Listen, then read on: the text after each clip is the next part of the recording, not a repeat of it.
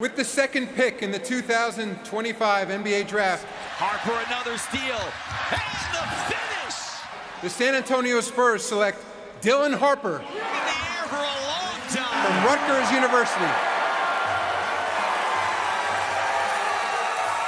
Right there, using that inside shoulder to create separation. Dylan Harper. The 19-year-old Dylan Harper out of Rutgers. Dave Bailey cheers him on, that knows this processing stage well. Dylan's mother, Maria, who he is very close with. Kagulat World, isang nakakagulat at nakakakilabot na balita ang bumulaga sa buong mundo ng basketball. Isang film na hindi gaanong pinapansin noon ng Pinoy media, biglang naging headline sa NBA draft. Si Dylan Harper, isang 6'6" point guard na may dugong Pilipino, ay napili bilang number 2 overall pick ng San Antonio Spurs ngayong 2025 NBA draft. Hindi lang ito basta history, kagulat word, ito'y literal na pagyanig sa sistema ng global basketball. At ngayon, buong mundo ang nakatingin sa isang half Pinoy na tila ba biglang lumutang mula sa anino papuntang spotlight. Paano ito nangyari? At sino ba talaga si Dylan Harper? Tara, himayin natin. Hindi mo akalain na ang pangalang Dylan Harper ay biglang mapapabilang sa hanay ng mga bigating rookie names sa NBA. Sa edad na 19, may mga analyst na nagsasabing siya raw ang most complete guard ng draft class na ito. Mas matangkad pa kay Steph Curry, may court vision tulad ni Luka Doncic at may tapang ng isang Kobe Bryant sa clutch moments. Pero ang hindi alam ng karamihan, ang dugo niyang Pilipino ang nagbigay sa kanya ng matinding grit at disiplina. Ayon sa mga insider mula sa Amerika, sa side daw ng kanyang ina nagmula ang lahing Pilipino. At sa ilang panayam, nabanggit na rin niya na gusto niyang bumisita sa Pilipinas at makilala ang kanyang roots. Isang simpleng pahayag, pero sa mundo ng Pinoy fans, sapat na yun para tawagin siyang atin. Bago pa man ang draft, ramdam na ang tensyon sa paligid ni Harper. Hindi siya projected bilang number 2 pick sa mga unang mock drafts.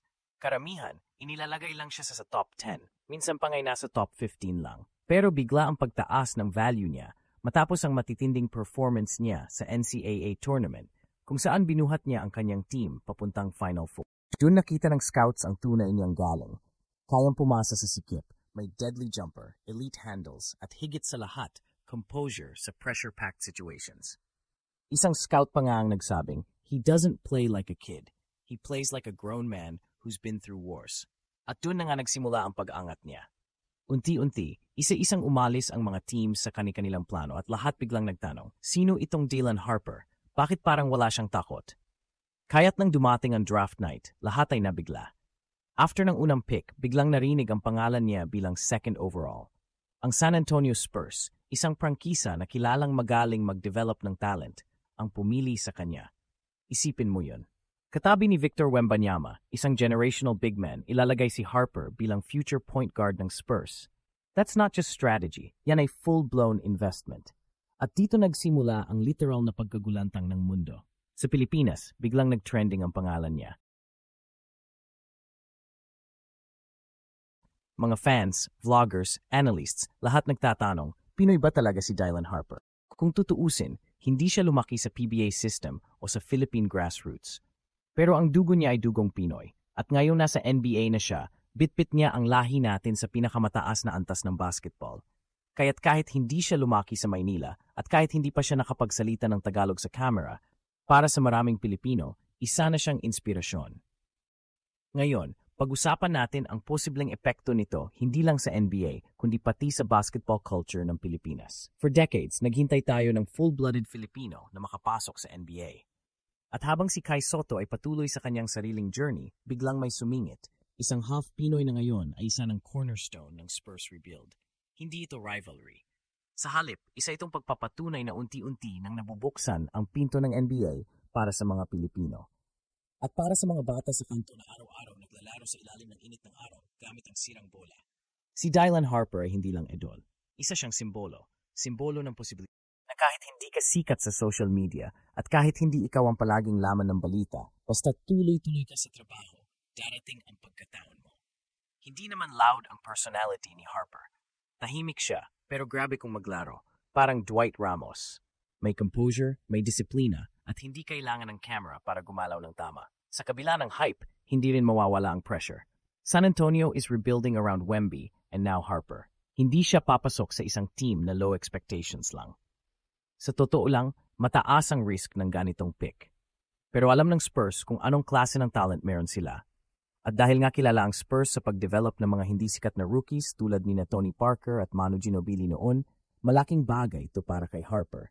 Hindi siya ilalagay sa sitwasyon kung saan kailangan niyang magbida agad.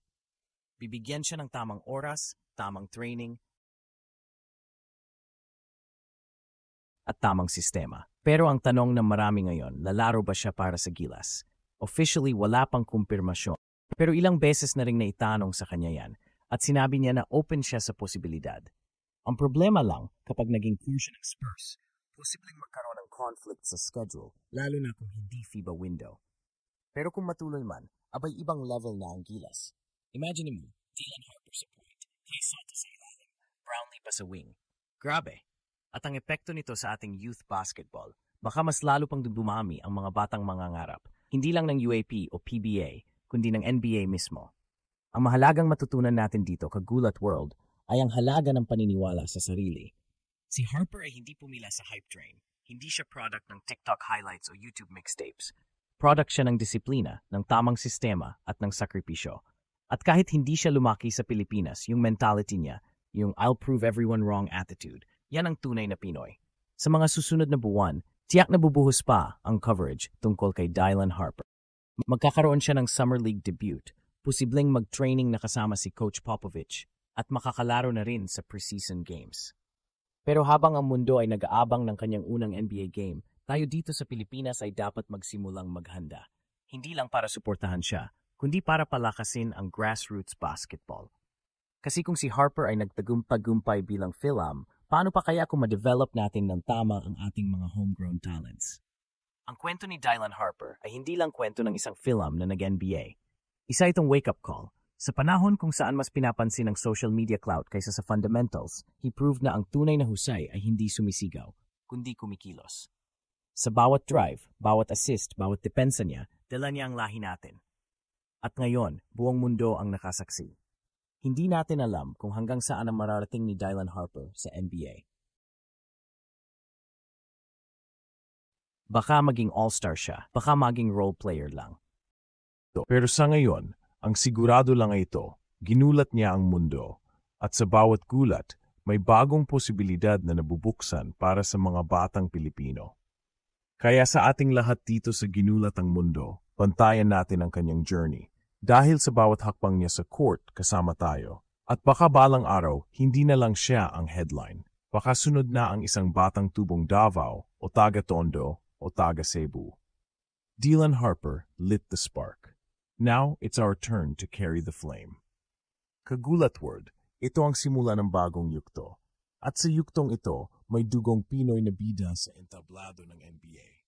Kaya kung nagulat ka sa balitang ito, abay maghanda ka pa. Dahil sa bawat segundo, may posibilidad na may isa na namang kababayan nating gagawa ng ingay. Dylan Harper is just the beginning.